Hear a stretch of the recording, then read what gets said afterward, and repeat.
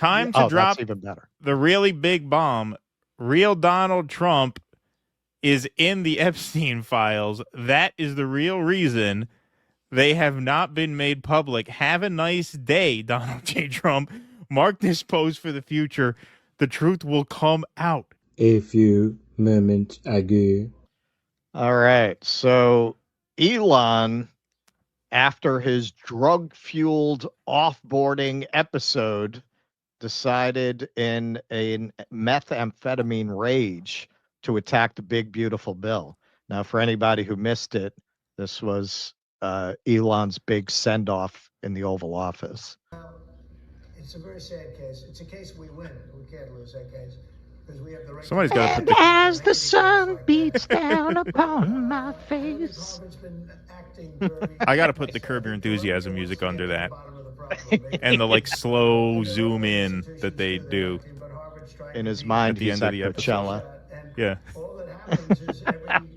I wonder what band is playing in his head during that. Yeah, no, he's not on drugs. He's not on drugs. No, it's the times. They're lying. So he started going off. This started on June 3rd.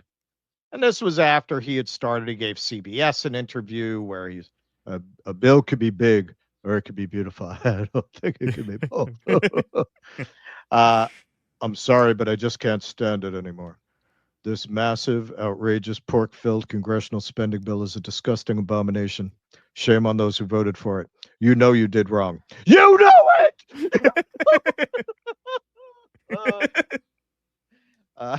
So Thomas Massey weighing in. He's been really acting as a tag team with Elon's tweets.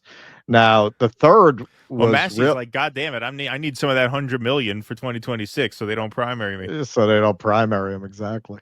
So Cernovich here, and this is to what we were talking about in the previous segment. There's a real rift here in MAGA over this. Republicans always lie about spending cuts. Paul Ryan gave Obama everything he wanted. It's jarring to realize what a scam it is.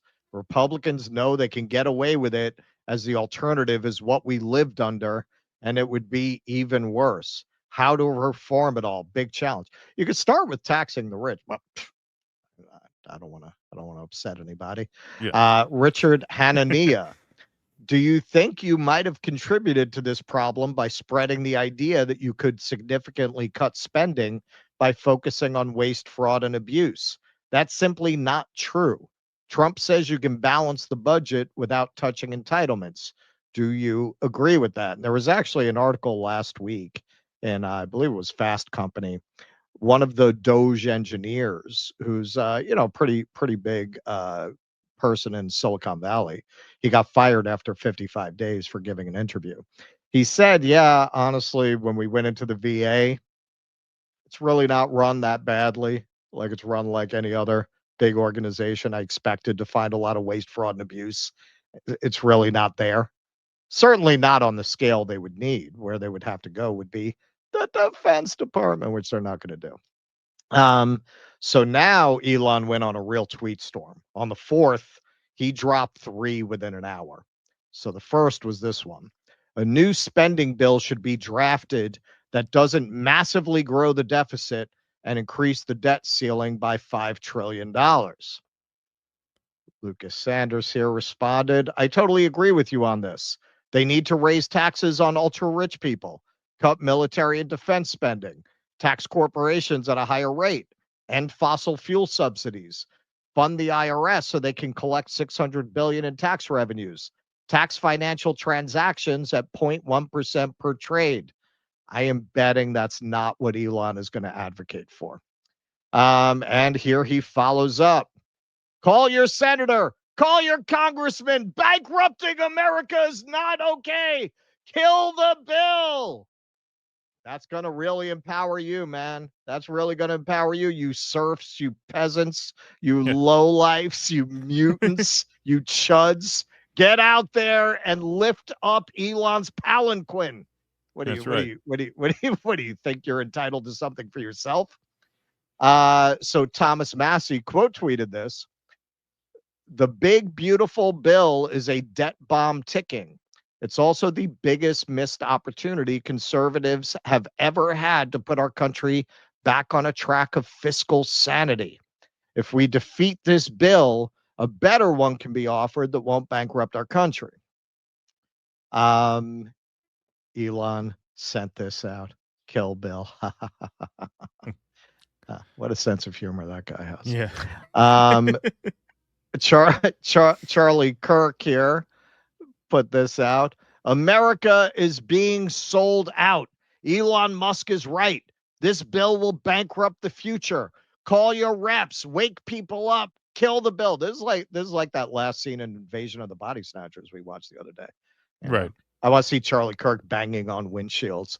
They're coming! They're coming! The bill is gonna destroy your lives. They're all, I mean, this is how you can tell that this is kind of threatening to tear the grift apart of a lot of these online people, because to tell people, get on your phone and call your congressman, let's all hands on deck. We need to call hundreds of different people in the House and in the Senate to convince them one by one to vote no. You know who you can convince to kill the bill? Donald Trump. But you don't want to cross Donald Trump. It's Trump's bill. It's Trump's bill. He's telling them, if Donald Trump says, you know what, never mind, scrap it, that's it. It's done. Right. It's scrapped. You only got to convince one man, but they don't want to confront that one man because that one man is half of their grift and Elon is the other half. So they want to say, call your congressman, call 300 different people and convince them one by one to vote no on the bill rather than pressure Trump. Yeah, those people in Congress that Trump dragged into the Oval Office, according to reports, and told them to get their shit together and quit effing around to pass this bill. So they did, under much pressure from the White House. It's their fault. Right. It's their fault. It's not his. Who could come up with the name Big Beautiful Bill? It's called One Big Donald Beautiful Trump. Bill. Yeah. That's how you know it's that doesn't sound like a Mike Johnson turn of phrase. So speaking of which, he's given a few interviews now on this Elon thing. He's kind of the father of getting this bill through the House, so they always go to him when there's any conflict about it. So this was just this morning on Bloomberg. This is the latest. Received a call back from Mr. Musk. Yes, Elon. Look, Elon's a good friend. We texted late last night. We're going to talk this morning. I just want to make sure that he understands what I think everybody on Capitol Hill understands. This is not a spending bill, my friends. This is a budget reconciliation bill. And what we're doing here is delivering the America First agenda. This is all of the president's priorities and all the priorities of the Republican Party. Everything we promised. All right, I just want to pause for a second. So that is such a glaring example of politics speak. It deserves some attention. They're passing it as a reconciliation bill so that it's filibuster proof, but it's a budget bill. It's a budget bill that they're passing through reconciliation. To say it's not a budget bill because we're pulling this procedural stunt to avoid pushback from the other party, that's how stupid these people think you are. Promise the American people. That is what we are delivering with this piece of legislation. And the reason we're using the reconciliation process is because that is the only way to get around the 60-vote threshold in the Senate. So it's a budget Everybody probably recognizes Chuck Schumer and the Democrats are in no mood and not going to be helpful in delivering President Trump's agenda for the people. We have to do it this way. We can do it with 51 votes in the Senate only, and that's the urgency of the hour. And we have to do it quickly for all the reasons we can discuss this morning. So did you get a sense from Elon Musk in those text exchange that he was going to stop his insistence on this bill that he thinks needs to be killed? He seems pretty dug in right now, and I can't quite understand the motivation behind it. But I would tell you that what we're delivering in this bill is not only historic tax cuts, but historic savings as well. He seems to miss that. I mean, the projection is that this legislation is going to save us $1.6 trillion with a T. Now, there's never been a piece of legislation ever delivered in the history of government on the face of the earth that saves that much money. So this is truly historic. Now, is it enough? No, because all three of us understand that we have a large federal debt. We've had deficits for some time, and it's a serious concern. In fact, it's the #1 threat to our national security. But this is the biggest step in addressing that problem that Congress has ever delivered, and we must do it. And I will hasten to say this. I've told Elon and tell everyone, this is the first of a series of steps that we will take to bring that debt under control. But you can't turn it on a dime. It took us decades to get into this situation, so we have to do it incrementally, and this is a huge step forward in that endeavor. I keep telling Elon that with these cuts, we're going to kill off a large portion of the population. The Right. people who are left are going to be so broken, unhealthy, and disempowered, we'll be able to pass whatever we want. Right. This is the first step to disempowering the population to something like the level of medieval serfs or even classical era slave populations. Really, we want a population of helots who do our labor for us. And this is the first step on that road. And I don't know what part of that he's not understanding. Right. So Thomas Massey wrote a completely fucking ridiculous response. Now listen, Thomas Massey has been great on Israel. We respect the fact he takes none of that AIPAC money. He's willing to talk about things that other people almost universally will not talk about who are in the government, like AIPAC. But remember, he's a kind of a libertarian fanatic. And his understanding of who Elon is and what his motives are off base, to say the least, in our humble opinion, as I will try to demonstrate. So this is what he said. It's insincere for Speaker Johnson to insinuate Elon Musk is against the big, beautiful bill because it doesn't benefit his company specifically. That was his opening bid, Johnson's. Musk is a true America First entrepreneur who could have had a much more comfortable existence and a higher net worth by sitting on the sidelines of politics. But he cares about this country, so he got involved. He knows if America collapses financially, we aren't making it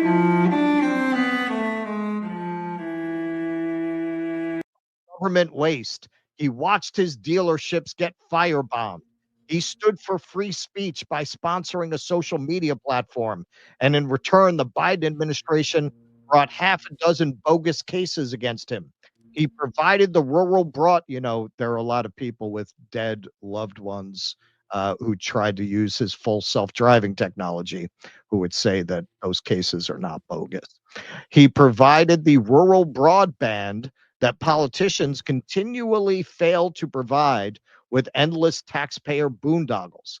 He revolutionized automobiles after conventional car manufacturers got bailed out for their failures. As has been widely reported, Elon's success is largely built on billions of dollars in government grants and subsidies. And he gave our astronauts away to the space station without hitching a ride on Russian rockets. See, this is why you should never make a hero out of anybody, right? Russian rockets, right? It's going full Lindsay there. For the sake of our country, I hope he will stay engaged in politics. So remember, this is a guy who feels that the world's richest man being involved in politics is not at all problematic. Remember, that's who Thomas Massey is. He's right about some things, but he's wrong about more things. If he doesn't, I don't blame him. But I'll be here in DC trying to keep politicians of both parties from stopping the amazing human progress that he and his engineers have enabled and will enable. No, that would be his engineers. Elon has no engineering degree at all. He has a BA in business and physics, business and physics.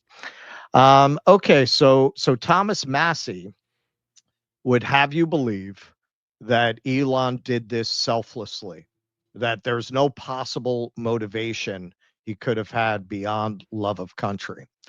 These departments investigating Elon Musk have been cut by Doge and the Trump administration. Quick list here. NLRB, which he's suing. He's trying to argue that the National Labor Relations Board is unconstitutional. Him and Jeff Bezos are both parties to that lawsuit. DOT, FAA, NASA, CFPB, of course, Humpty Dumpty, Mark Andreessen's most hated agency because it reins in criminals like him. The FEC, the DOJ, the SEC, the FDA. You might say, why the FDA? Because they were investigating those chips that he's putting in people's brains with Neuralink and the EPA. So yeah, he was highly motivated to go into the government. What I think, what I think happened, because you could say in a lot of ways, maybe the juice wasn't worth the squeeze. Although when you're being investigated by that many agencies, even with what he suffered, you could say he came out ahead. That's a matter of some speculation. But I think that this guy It's a very sad case. It's a case we thought win. We that can't he lose that was case not because going we to had no get to the make grants. blowback We're he not going got. to make any I grants don't right think now. Elon went into this But thinking I don't that think he's Colombia has going to been completely actually terribly destroy nice. Tesla I as a think brand Colombia wants to get to the forever. bottom of the I Yeah, problem don't no. think right this now. guy thought it And through there are like other that. institutions I too that think he are acting thought in he's going to Congress go trying to in, be he's going a to big shot. And all retaliate that happens is against that all every these agencies that are 3 days we investigating find him, another 100. fire the people as he did in many cases who are responsible for investigating him, and he'd be fine. He'd be fine. I don't think he thought it through. And now he's here, and what is he going to do?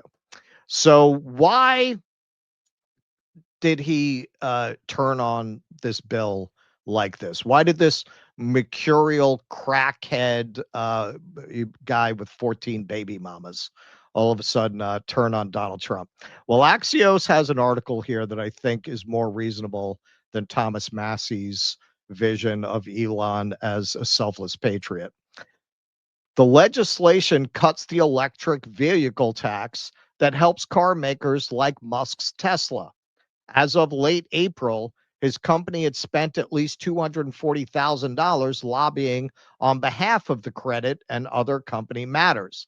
Behind the scenes, sources say Musk also advocated for the measure in the legislation, but to no avail.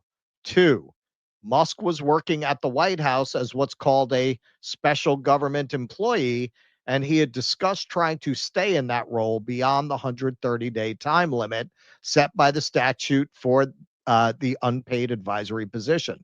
But ultimately, White House officials said he couldn't keep serving in that capacity. You know, Elon, it's not me. I would love to keep you around, but we're very concerned about the law around here. And it's just my hands are tied. My hands are tied. So we'll give you a nice little send off at the Oval Office. Thanks for everything. Thanks for nothing, Elon. Musk also wanted the Federal Aviation Administration to use his Starlink satellite system for national air traffic control, the sources said. But the administration balked at it because of the appearance of a conflict of interest. That's something with these guys. And for technological reasons. Quote, you can't have air traffic control just run off satellites, the second source said. Four, the final straw for Musk appeared to come Saturday night when Trump abruptly announced he was withdrawing the nomination of Jared Isaacman, a Musk ally, to be NASA administrator. After Isaacman's nomination was dropped, word quickly spread in the White House that Sergio Gore, the director of the Office of Presidential Personnel, who had clashed with Musk, was behind the decision. This was Sergio's out the door fuck you to Musk, one White House official said. But two administration insiders said that wasn't the case. Senators had complained about Isaacman for being a Democratic donor. The insider said, well, Elon was a Democratic donor. You know, I mean, a lot of these guys flipped from being Democratic donors. Mark Andreessen was a Democratic donor. Yes. And the White House Alex wanted Karp. Alex Karp, all these guys were, on board with the Brave New World version of fascism they were ushering in, but they'll take this version if they can't get that one. And the White House wanted a Republican loyalist. Quote, perception is reality, though, and I'm pretty sure Elon thought the Nassau situation was a last insult, the White House official said. So here we are. Yeah, that sounds like the guy who called a heroic Thai diver a pedo because he dismissed his stupid submarine into a twisty cave idea. Right. That sounds like something a guy that childish and vindictive would do, and the reason he would do it. Now, another reason, and this I think is criminally underexplored in a lot of the reporting, Tesla is on fire, literally and figuratively, and he's doing everything he can to project distance between himself and Donald Trump. I think a lot of this is desperation. Now, we've done a lot of reporting on the collapse of Tesla sales in America and worldwide. This is just a funny little side note. Tesla can't find legal places to store all its unsold Cybertrucks. You want a dystopian element of this. They're storing it in an abandoned mall in Detroit. In a particularly dramatic example, the increasingly unpopular pickups have been piling up in the parking lot of a shuttered Bed Bath & Beyond store in a Detroit suburb shopping center. Automotive news reports in a violation of local code. The landlord was notified that the vehicle storage was not permitted, and local officials have started the enforcement process. It's yet another sign that Tesla's Cybertruck has been a major flop. Earlier this month, Electrek reported that Tesla had amassed over 10,000 units worth a staggering 800 million of unsold Cybertruck inventory. So here is a video somebody put out on Instagram of what things are looking like in that abandoned parking lot full of Cybertrucks. To Farmington Hills, y'all. Look at what you're missing. Need a Cybertruck? We got you. Bed Bath & Beyond? We got you. Everything you need right here, Farmington Hills. Well, careful. Don't bump it. They'll send you a CCOT for that if you end up scratching it by accident. Yeah. Or based on some of the videos, you might lose a finger. Yeah. So yeah, I think that's a big part of it. I think this is a crackhead trying to figure out how to distance himself from Trump and doing it in a way that in no way is actually going to help, because arguing you need to cut more from social services, because he's not suggesting taxing the rich. That's not the kind of thing that's going to win back the suburban libs that were your customer base that you have now entirely alienated. This is not again. I mean, you look at that video, and these are the actions of a guy on drugs, man. Like it doesn't make any sense even as a play to distance yourself from Trump. So is it just, because the way you're going about it is not going to win back that customer base. It's just it's just MAGA drama. It's just playing as inter-MAGA fighting, not, Elon had a change of heart.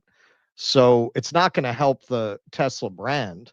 It looks like, he's throwing a tantrum. I think the Axios article probably has it mostly right. He didn't get anything for his 200 some odd million dollars, and he's throwing a hissy fit. Yeah, he's angry, as I predicted he would be. One of my predictions for 2025 would be that Doge disbands, and that Doge just ends in total failure. It wasn't hard to see coming. On a personal level, you have Elon Musk and Donald Trump, two very aggressive billionaires who are not used to being told no. They're not used to having to compromise with people. So those two egos working side by side at the White House, at a certain point, they are going to be at odds over something, and it's not going to be reconcilable.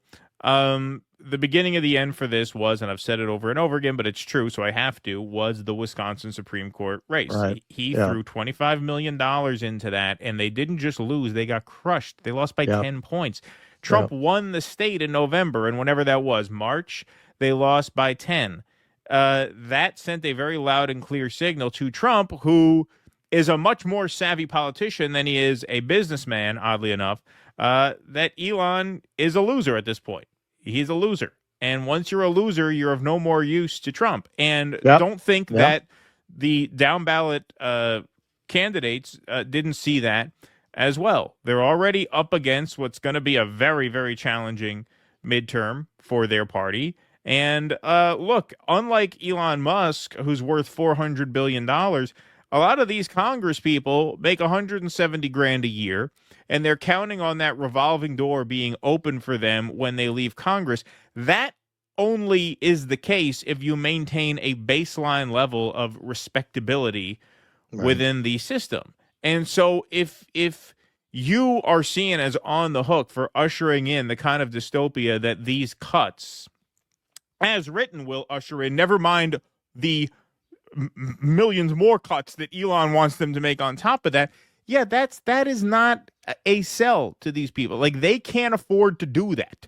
You know, these congressmen from rural Kentucky somewhere, they can't afford to do that. They can't afford to entertain Elon's, Javier Milei version of the Right. future. They can't. It's a non-starter for them. They have limits as to how far they can go. Right. Elon has no limits because he's the richest man on earth. And For so now. ultimately, right. All right. So ultimately, even if he does take a hit, he'll be the 5th or 6th richest man on earth. Right. It's not Oh, yeah, existential for sure. him the way it is to a lot of these people who he's asking to put their career on the line for something that is obviously and transparently totally insane. And so I think that explains this falling out, and I think that explains why this was not terribly difficult to see coming. Yeah. Also, remember, and this is the only reason I hold out any hope that this entire project collapses. Narcissists don't work well together. Right. And you always see this in these kind of authoritarian fascist systems. Who's attracted to those kinds of systems? Beta crackpots who like to worship a strong leader, and self-serving narcissists trying to get something out of the corruption that inevitably results in these kinds of authoritarian systems where it's all pay to play and greasing the leader. That's a very unstable coalition, and that is really our only hope as a nation, that this just collapses under the weight of its own collection of dysfunctional personalities. Yep. Well said. A few moments later. Their falling out is quite real. This is a What real happened? tweet from Elon Musk 10 minutes ago. Time to drop the really big bomb. Real Donald Trump is in the Epstein files. That is the real reason they have not been made public. Have a nice day, DJT. Are you kidding me? No. No. Holy shit. And he follows it up with, mark this post for the future. The truth will come out. Please clap.